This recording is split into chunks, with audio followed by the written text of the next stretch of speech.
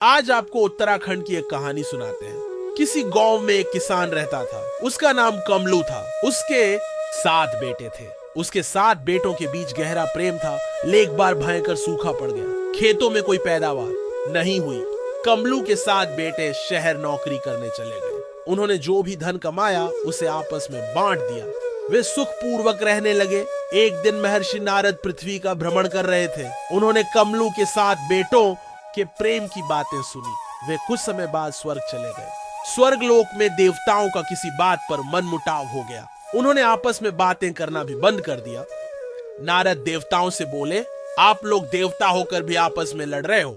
धरती में कमलू के 7 बेटे आपस में कभी नहीं लड़ते। आप लोगों को उनसे सीखना चाहिए। सुनकर देवराज इंद्र बोले, हम उन 7 भाइयों की परीक्षा लेंगे।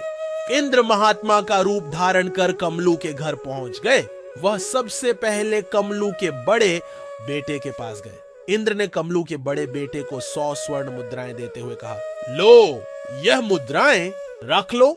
इनसे तुम्हारा पूरा जीवन सुखपूर्वक गुजरेगा, किंतु एक शर्त है। कौन सी शर्त? इन मुद्राओं को अपने किसी भाई को मत देना। उसने कहा, मुझे नहीं चाहिए ऐसी स्वर्ण मुद्राएं जो मुझे मेरे भाइयों से अलग करे। देवराज इंद्र एक एक कर कमलू के 7 बेटों के पास गए।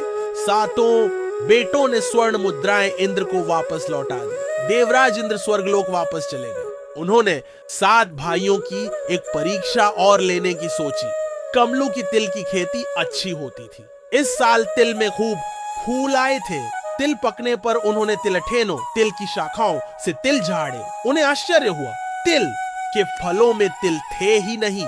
तिल झाड़ने और छांटने के बाद उनके हाथ एक ही तिल लगा। उन 7 भाइयों ने वह एक तिल आपस में बांट दिया। ये देखकर इंद्र प्रसन्न हो गए। उन्होंने 7 भाइयों को वरदान दिया कि वर्षों बाद भी लोकमानस में उनका नाम बना रहेगा। 7 भाइयों की भयात की बातें आज भी की जाती हैं।